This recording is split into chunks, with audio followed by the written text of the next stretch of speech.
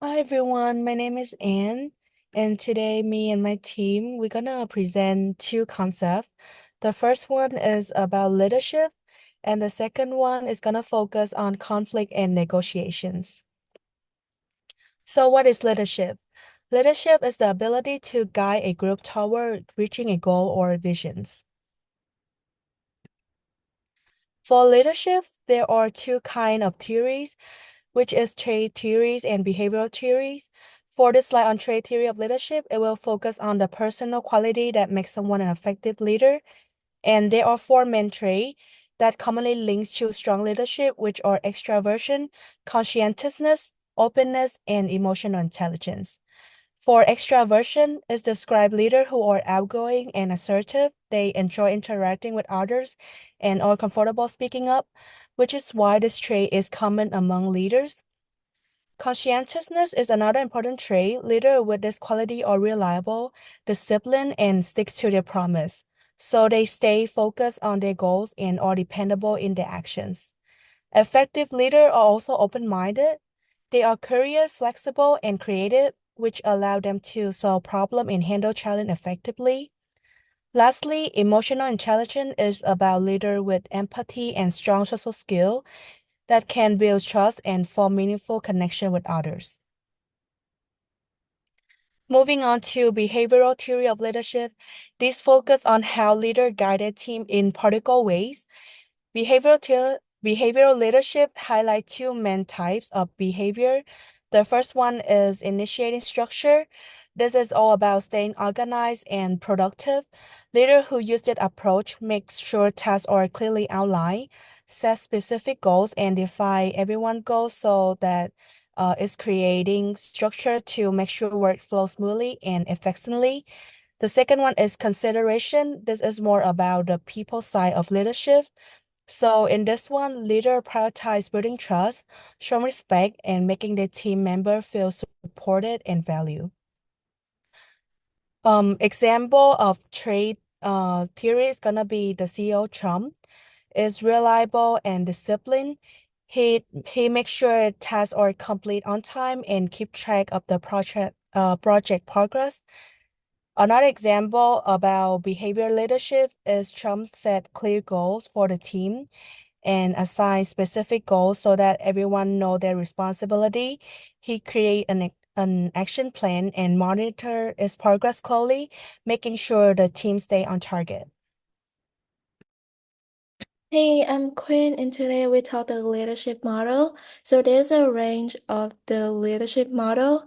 The laissez-faire in the management by exception fall on the less effective side. The content reward is slightly better. These get the job done, but they usually not very inspiring people to go above and beyond the call of duty.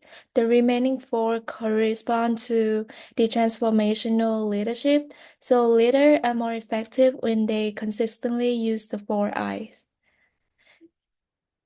Now onto the transformational leadership. This style is more about creating change with a clear vision. It inspires creativity, encourage taking risk, and help align team with the long-term goals. Transformational leader give their team a strong sense of purpose and motivate them to do more than expected. For example, in smaller organization or it loosely military, this style has helped improve performance by creating a positive, like I can do it attitude. Transactional, on the other hand, is more structured. It focuses on the clear roles, responsibility, and reward to ensure accountability. This style is great for routine tasks and maintaining order. From an example, if CEO Trump, as a transactional leader, might say something like, complete this task by this week and you will get the bonus, but it ends here, so not too inspiring to think outside of the box compared to the transformational. Finally, the charismatic. Charisma can be natural or be developed by building a strong emotional connection. This style focuses on how leaders communicate. Are they passionate and dynamic? On the other hand, the transformational focus on what they communicate, like a clear vision. So charismatic leadership is powerful but can be risky. The leader prioritize their personal goal over the organization values can be bad. I'm Gabriel, and I'm going to talk about conflict and start talking about negotiation. So, conflict is when at least two people or a group disagree in idea, resource, or goals. Sometimes it can be helpful for sparking new ideas and finding new decisions, making decisions.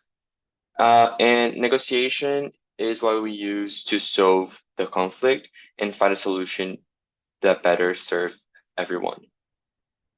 There is three types of conflict. The first one is relationship conflict, which happens when people don't get along. This one is normally harmful. The task conflict is a disagreement about goals or ideas. It can be helpful sometimes if well managed. And the process conflict is a disagreement about how to get the work done, for example, a role or a responsibility. For the locus of conflict, there's three types: the dyadic conflict between two people, the intragroup conflict within a group, and the intergroup conflict between different groups.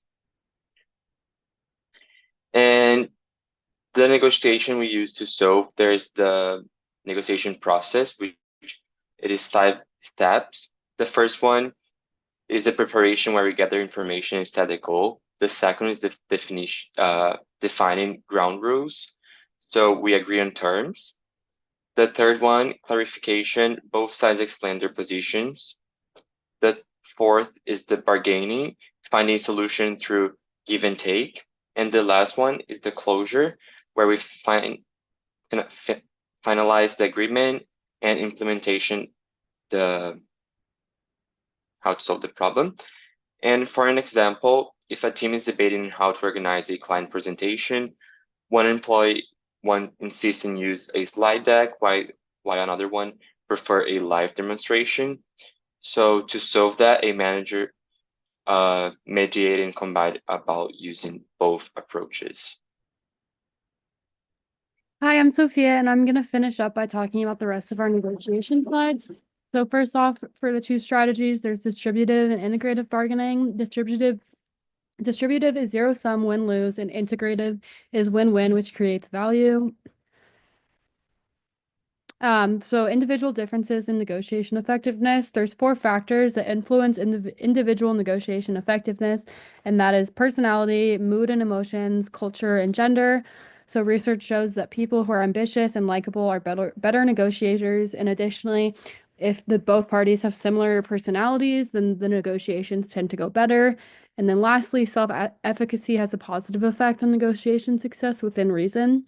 And for mood and emotions, anger plays an important role in negotiations with either positive or negative effects depending on the context and which party holds more power.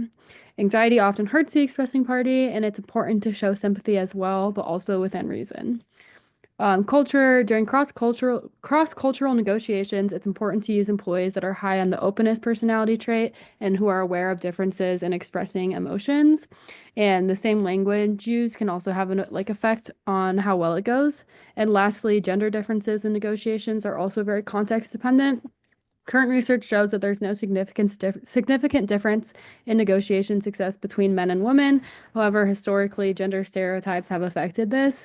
For example, as the book explains, there's a higher percentage of men that have been willing to negotiate or try to negotiate a salary raise in their job versus women. And then negotiating in a social context, you have to consider reputation and relationships. So having a trustworthy reputation is important because when there's trust, both parties are more likely to be satisfied. With relationships, the individual needs to think not just about themselves, but also about what will benefit the other party and overall the relationship as a whole, because these repeated interactions built on trust will end up with success for both parties. And then lastly, there's 3 types of third parties: mediator, arbitrator, and conciliator. A mediator is a third party with neutral stance, an arbitrator has more authority, and a conciliator is an informal third party. And lastly, an example is when for an integrative bargaining is when marketing and sales can both work together to run a campaign that generates leads directly for sales and can support both teams' success using a joint budget. Thank you so much for listening.